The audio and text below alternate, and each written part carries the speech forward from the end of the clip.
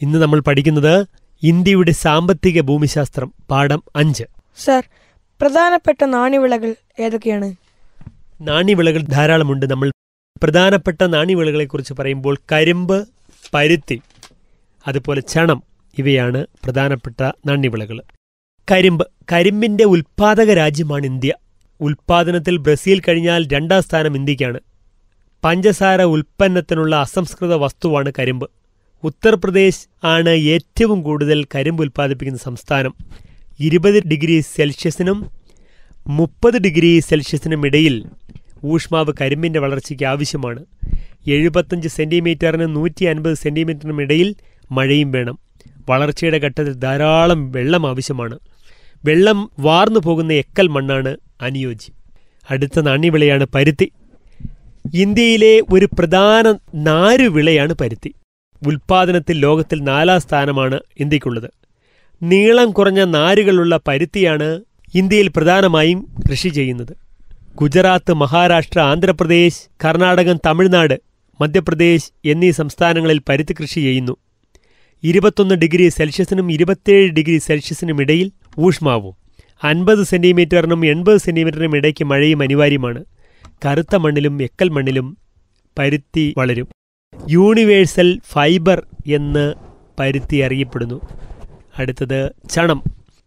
ചണത്തിൻ്റെ ഉൽപ്പാദനത്തിൽ ബംഗ്ലാദേശ് കഴിഞ്ഞാൽ 2ാം സ്ഥാനമാണ് ഇന്ത്യക്ക്. വിദേശ നാണ്യം നേടിത്തരുന്നതിൽ പ്രമുഖ സ്ഥാനമുണ്ട് ചണത്തിന്. മെസ്ത എന്നറിയപ്പെടുന്ന ഒരിനം നാര് ചണത്തിന് പകരം ഉപയോഗിച്ചു വരുന്നു. ഗുണനിലവാരം കുറഞ്ഞ ഇവ ബീഹാർ, ആസാം, ഒറീസ എന്നീ സംസ്ഥാനങ്ങളിൽ കൃഷി ചെയ്തു വരുന്നു. പശ്ചിമ ബംഗാളാണ് പ്രമുഖ ഉൽപ്പാദന സംസ്ഥാനം. ഗംഗാ ബ്രഹ്മപുത്ര സമതലത്തിലാണ് ഇവ ധാരാളമായി ഉള്ളത്. 27 ഡിഗ്രി സെൽഷ്യസിനും 34 ഡിഗ്രി സെൽഷ്യസിനും ഇടയിൽ ഊഷ്മാവും 170 സെൻറ്റിമീറ്ററിനും 200 സെൻറ്റിമീറ്ററിനും ഇടയിൽ മഴയും ആവശ്യമാണ്. വെള്ളപ്പൊക്ക സമതലങ്ങൾ, ഡെൽറ്റ എന്നിവിടങ്ങളിലെ എക്കൽ മണ്ണാണ് ചണകൃഷിക്ക് അനുയോജ്യം.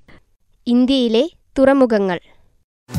തുറമുഖനഗരം തൂത്തുകുടി, മുന്നോട്ട് പോയാൽ എന്നൂർ, കിഴക്ക് പോയാൽ വിശാഖപട്ടണം, പടിഞ്ഞാറ് ദിക്കിൽ കാൺല, മർമ്മ, ഗോവ, മുംബൈ, നെഹ്റു, പനാജി, ബാംഗ്ലൂർ, കൊച്ചി, ചെന്നൈ, ഹാലിഡ, പാരാദീപും ചേർത്ത് തുറമുഖം 13. തുറമുഖനഗരം തൂത്തുകുടി, മുന്നോട്ട് പോയാൽ എന്നൂർ, കിഴക്ക് പോയാൽ വിശാഖപട്ടണം, പടിഞ്ഞാറ് ദിക്കിൽ കാൺല, മർമ്മ, ഗോവ, മുംബൈ, നെഹ്റു, പനാജി, ബാംഗ്ലൂർ, കൊച്ചി, ചെന്നൈ, ഹാലിഡ, പാരാദീപും ചേർത്ത് തുറമുഖം 13. സർ, ഇന്ത്യയിലെ പ്രധാനപ്പെട്ട തുറമുഖങ്ങൾ ഏതൊക്കെയാണ്? നമുക്ക് ഇന്ത്യയിൽ ധാരാളം തുറമുഖങ്ങളുണ്ട്. നിങ്ങൾ പുതിയ തുറമുഖം, വരാൻ പോകുന്ന തുറമുഖത്തെക്കുറിച്ച് കേട്ടിട്ടുണ്ടാവും, വിഴിഞ്ഞം തുറമുഖം. അത് പ്രവൃത്തിയിൽ നടക്കുന്നതേയുള്ളൂ.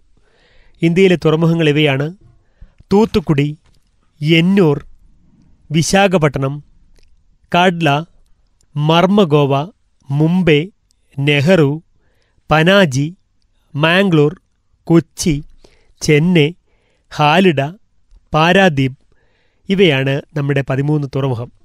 ഇതിൽ പാരാദീപ് ഒരു പ്രതിരോധ പ്രവർത്തനങ്ങൾക്കുള്ള ഡിഫൻസ് തുറമുഖമായി നിൽക്കുന്നു. തൂത്തുക്കുടി തമിഴ്നാട്ടിലാണ്, കഡ്ല ഗുജറാത്തിലാണ്, പാരാദീപ് ഒറീസയിലാണ്, മാംഗ്ലൂർ കർണാടകത്തിൽ, വിശാഖപട്ടണം ആന്ധ്രാപ്രദേശ്. ഇങ്ങനെ നമുക്ക് 13 മനോഹരമായ തുറമുഖങ്ങൾ ഇന്നുണ്ട്.